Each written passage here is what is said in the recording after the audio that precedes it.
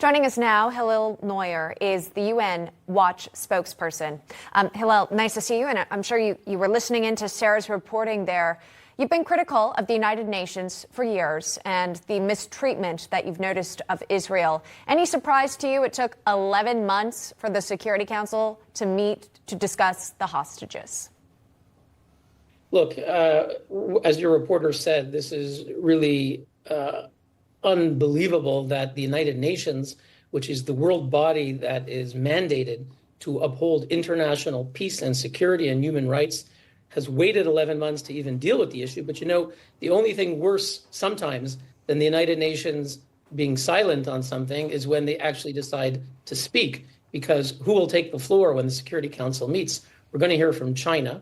This is a regime that has 1 million Muslim Uyghurs in camps. We're going to hear from Russia. This is a regime that has trampled Ukraine and is bombing innocent people there. We're going to hear from Algeria, a member of the Security Council. So these are all regimes that effectively support Hamas in one way or the other. They are aligned with Iran, the regime that is behind a 7-front assault on Israel. Let's remember, we hear at the United Nations about the war in Gaza. Yes, there is a war in Gaza. That's after Hamas invaded Israel. The next day, on October 8th, Hezbollah, the Iranian proxy in Lebanon, has been assaulting Israel nonstop since October 8th. They have 150,000 missiles. From Yemen, the Iranian proxy, the Houthis, are attacking Israel. They killed someone in Tel Aviv with a drone. You have, just the other day, a Iranian proxy from Iraq attacked Israel. Iran attacked Israel with 300 missiles and drones. From Syria, you have proxies. So we're talking about a 7-front assault on Israel. Sadly, the United Nations is either unwilling or unable to address this. Again, Palestine recognized as a state or country, how you put it, by the United Nations. Again, not so recognized as a state or a country there in Israel.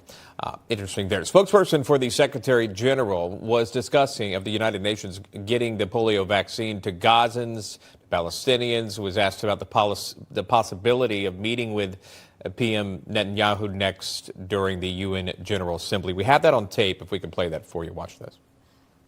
So that might be a talking point between Mr. Antonio Guterres and the Prime Minister Netanyahu during their UNGA meeting, possible UNGA meeting, right? I think there will be quite a lot of talking points if they meet. Yes. Okay. So if they meet, that's obviously the key word. Do you expect the UN Secretary General and the Prime Minister of Israel to meet next week, or really at all?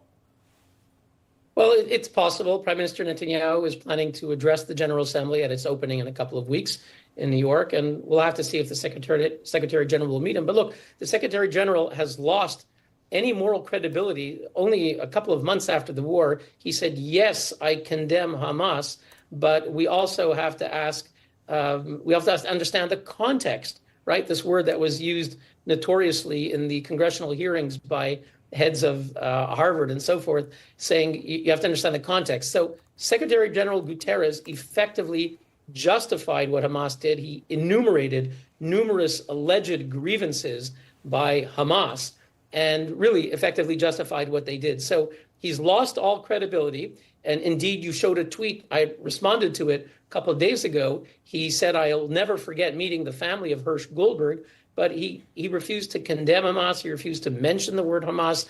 The same thing happened the other day. The UN Human Rights Office issued a tweet. It was a little better. They said, you know, they condemned the deaths, but they called it armed groups. Armed groups. They can't even mention the word Hamas. You have to understand, United Nations officials are in cahoots on the ground. You know, UNRWA, the leading UN agency that deals with Palestinians, their leading officials are Hamas leaders. The head of the UNRWA Teachers Union in Lebanon, Fathi al-Sharif, is a Hamas terrorist official. UNRWA knows this. The leader of the UNRWA Teachers Union in Gaza for years, Suhail al-Hindi, is on the Hamas Politburo. Americans gave over $100 million to UNRWA this year. The UK just renewed funding to UNRWA. It's despicable. Yeah, the UN General Assembly kicks off next week. Normally for locals in New York, it's a ton of traffic because you've got folks from all over the world coming to New York City. Perhaps we could see protest this year. We've already seen it on college campuses this semester. We'll be watching. UN Watch spokesperson Hillel Neuer joining us this morning. Thank you very much, Hillel. We appreciate it.